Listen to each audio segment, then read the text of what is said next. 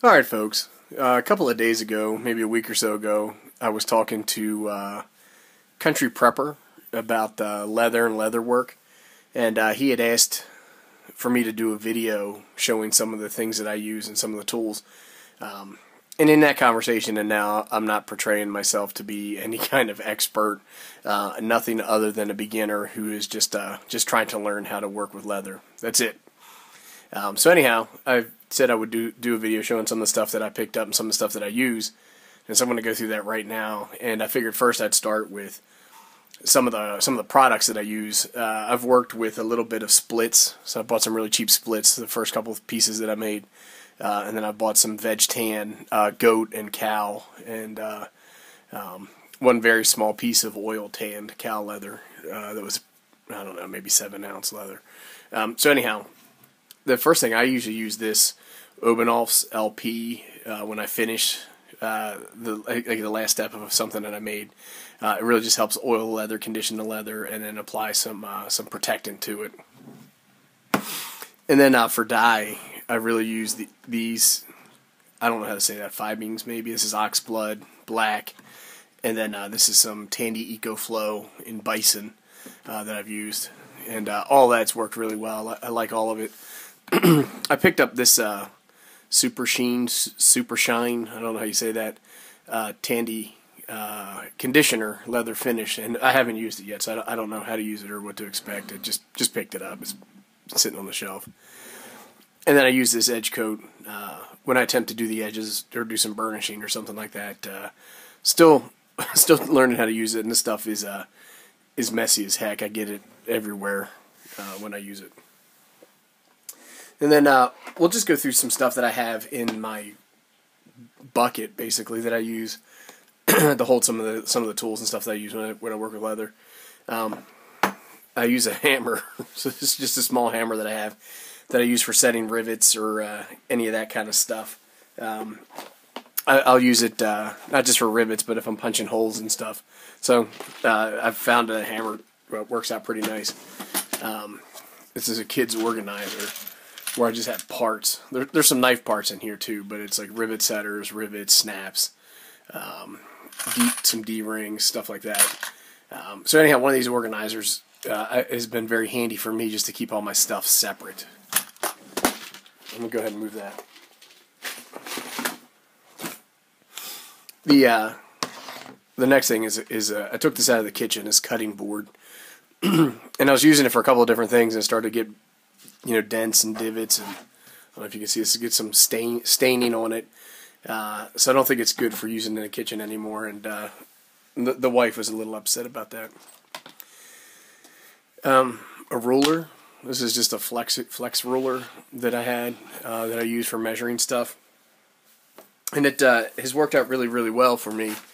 One of the things I did do is I have a Hobby Lobby by my house, and you can go to their website and get a 40% off any single item coupon. It's actually not by my house, it's by my work.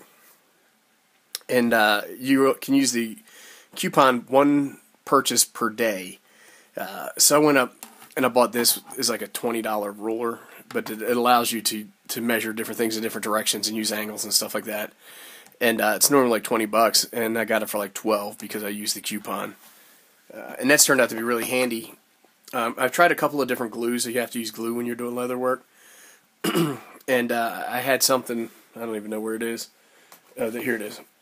I used this Loctite vinyl and plastic glue here, and it worked okay, but it wasn't working that well, and everybody was saying on the internet that barge all-purpose cement is what you want to use. And this is like $8, but again, I went up to Hobby Lobby the next day and picked it up for about $4 and changed we're using the coupon on one of my visits.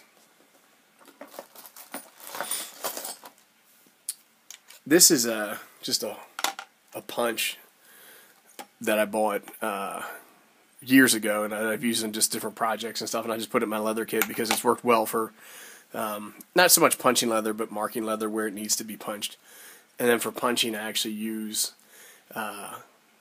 this punch I got off of Amazon, and this thing's a piece of shit. It was like $15.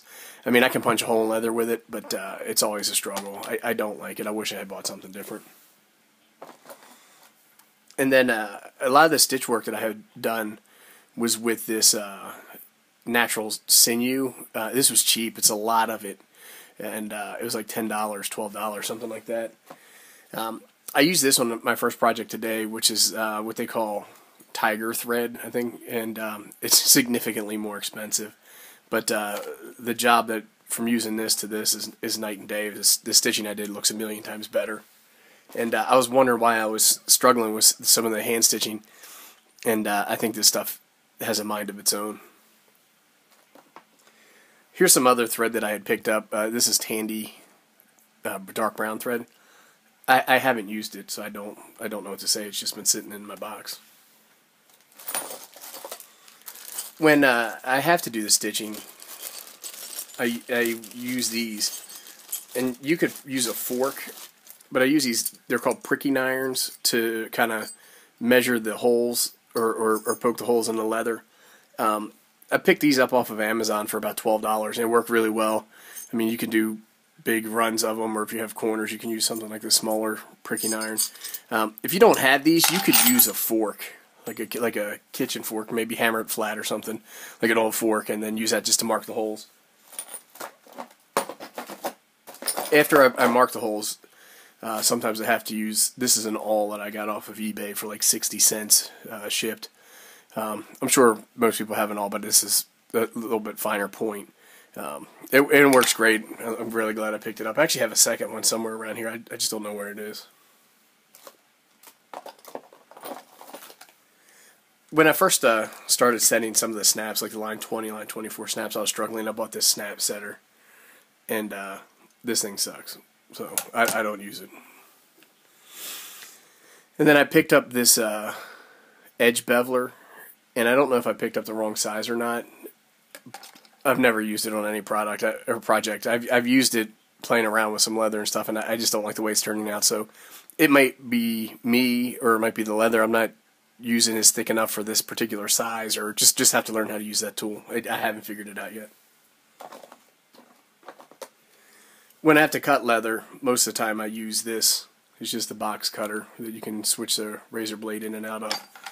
And then actually what I find out works really great is this Dragonfly 2 or this full flat ground Delica.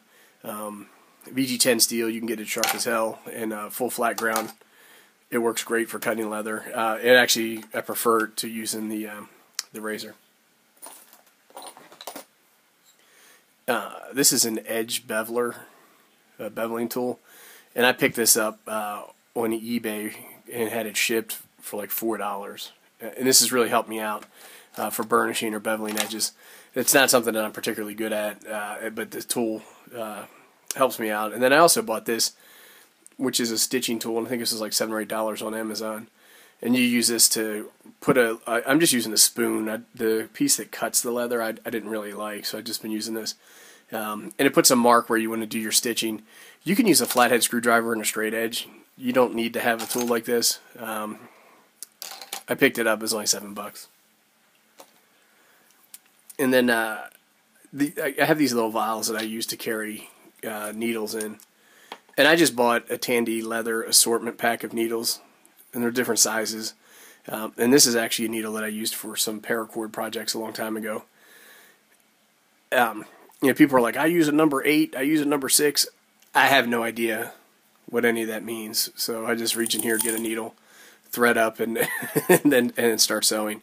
I'm sure that the size of the needle or gauge of the needle is something that will be important to me at some point. It's just not. The size of the needle is not my biggest problem.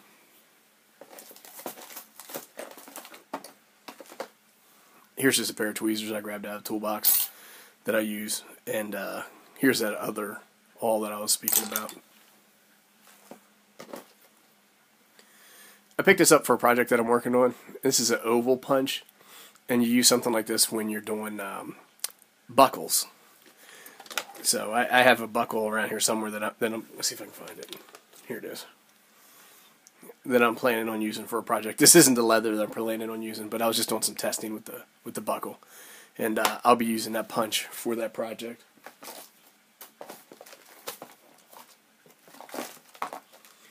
And then the last thing that I have here It's just a Gerber dime, and I keep this in the box where I keep my leather supplies.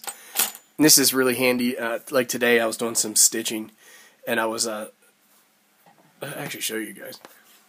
This is a back piece to something that I'm working on, and I put this D-ring loop on here, and just getting the needle to go through these two pieces of leather was a struggle for me, and so I get the needle just a little bit through and pushing, and then I would get a hold of it with this Gerber dime, and I was able to pull it all the way through. And just looking around, I think that's it. Somewhere around here I got a big bag of safety pins, or not safety pins, clothespins. I use the clothespins if I'm gluing something and it needs to be held together. I use those, or I've used those for like wet forming and holding leather down and stuff like that. Anyhow, that's really it. So just again, like I said, I wanted to put this video out there for Country Prepper, and that's really it. Thanks, everybody.